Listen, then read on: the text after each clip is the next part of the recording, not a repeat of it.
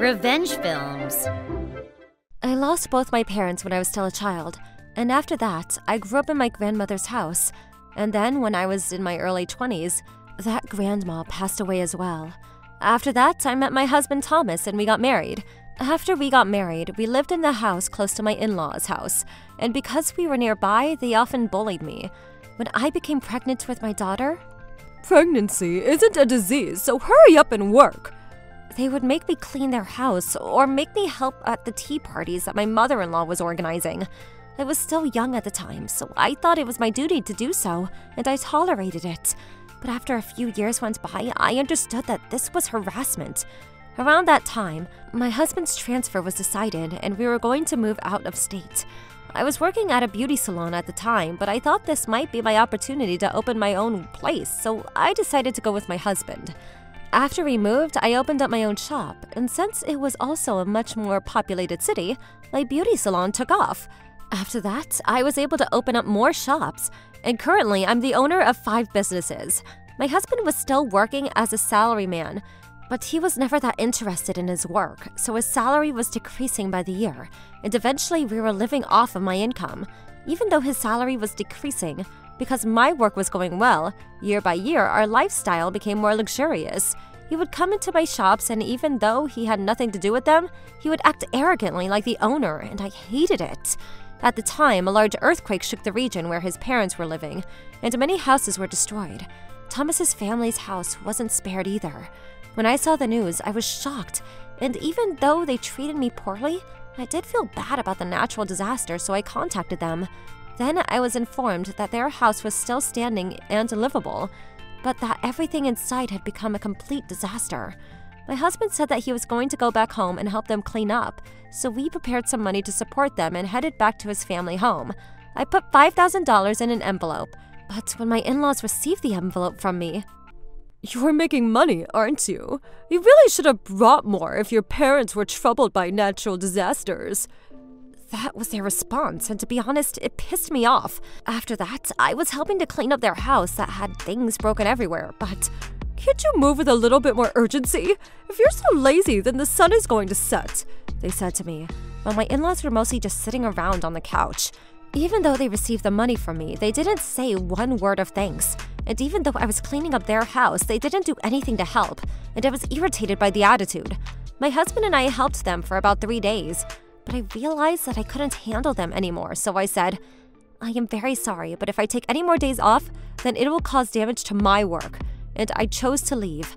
But then my husband said to me, "But nothing is cleaned up at all! You should be able to stay a little longer and help out." "I'm sure it won't get cleaned up, because you and your parents are just sitting there talking the whole time, and I'm the only one who's been cleaning or doing anything. At this rate, you won't finish cleaning up, even if it took 6 months. I was trying to cheer up my parents. "Oh, really? Is that so? In that case, then maybe you should have stayed for them yourself." When I said that, my husband fell silent. Because of the terrible earthquake, none of the stores were open in their region. There's no way that my husband would stay in a place like that. There wasn't even anywhere for him to sleep. Everybody in town was very exhausted, and it really did seem difficult. And yet, watching my in-laws not even try to clean up their own home made me want to say something explosive at them. And that's why I left. After that, I went back home, and I got back to my normal life. Not long after that, I saw my husband frequently on the phone with his parents. I assumed that he was just keeping in touch with his parents, who were still recovering from the earthquake, and that he was trying to cheer them up. Well, they were his parents after all, so I can understand why he would be worried. That's what I thought, but then my husband said something unbelievable to me. My parents are going to be coming here soon. What? What are they coming here for? They probably haven't finished cleaning up their house yet, right? Well, yeah, but there won't be any need for that anymore anyway. What? I couldn't understand what my husband was saying, and I tilted my neck, but my husband didn't say anything further. And then that day, my in-laws really did show up at our house. My, we're exhausted. Bring us some tea." "Yes, ma'am."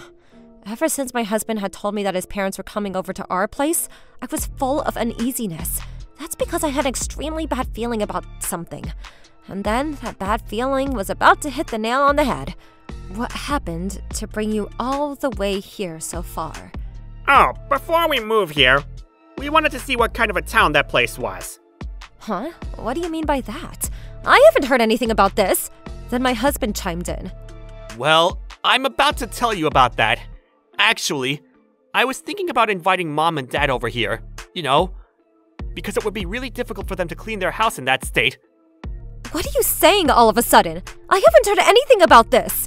That's why I'm telling you right now.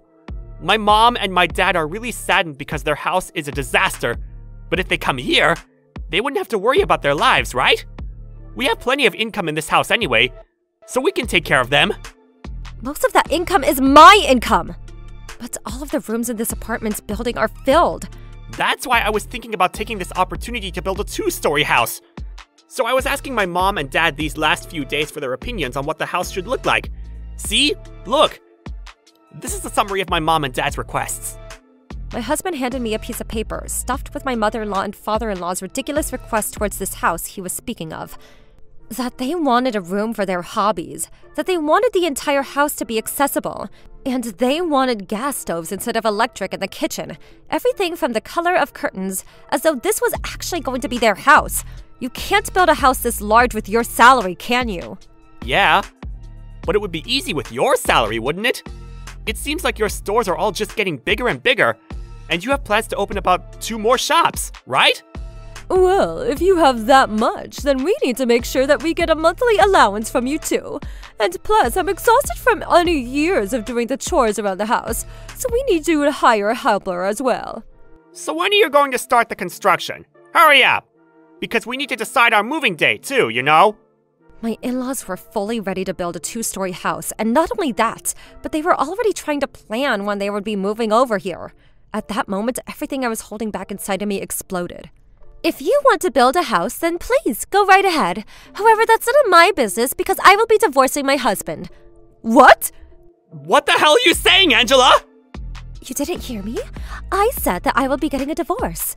Ever since I was younger, I've been harassed by your family, and even when I brought the money when their house was affected by the earthquake, I didn't get one word of thanks. You decided without telling me that we would have to live with them, and now you're trying to build a 2-story house using my money. There's no way I can live with people like that. What are you saying? Both of your parents are already dead, so my parents are the only parents you have. Of course you should be treasuring them. That's right. We're your parents now. What's wrong with parents spending their child's money? The only reason why you were able to succeed in business was because our son transferred offices and you moved here. In that case, that makes your money our money. The reason why my business went well is because me and my employees worked ourselves to death. It has nothing to do with my husband. And the only reason why we were able to live so luxuriously now was thanks to my income. Especially because your son was performing worse and worse by the year, and his salary had decreased.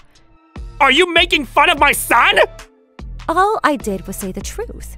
And plus, if I were to live with you guys, I have a feeling you'll eventually put your hands on my business money, and I'm scared of that. That's why I'm getting a divorce. I will be communicating with you through my lawyer from now on. Goodbye. While my husband and his parents stood there confused, I packed up my belongings and left. After that, I immediately went to a lawyer that was highly recommended for being strong with divorce, and I had to start following through on the divorce. At that point, perhaps my husband finally realized that I was being completely serious. That was my bad. I'll tell my parents not to touch your money, so let's please rethink this. Ashley will be sad about this too. Unfortunately for you, Ashley agrees with me. She has grown up watching me work extremely hard, while watching you spend the family money on your hobbies and cars on the side. And she knows your parents were bullying me too. But wait, what's going to happen to us? Who knows? It's not like you're working at all, so why don't you try supporting them like you said? And then I divorced him. I later found out that because my in-laws were fully planning on moving into our home, they spent all of the money that I gave them and they didn't have anything left for repairs. And in the end, they were stuck living in a house that was destroyed and leaking of water everywhere. Our apartment was under my name as well, so once I terminated the contract, my ex-husband had to move into a small rundown apartment that he could afford. He tried to come back to me, begging to get back together multiple times, but I ignored them all.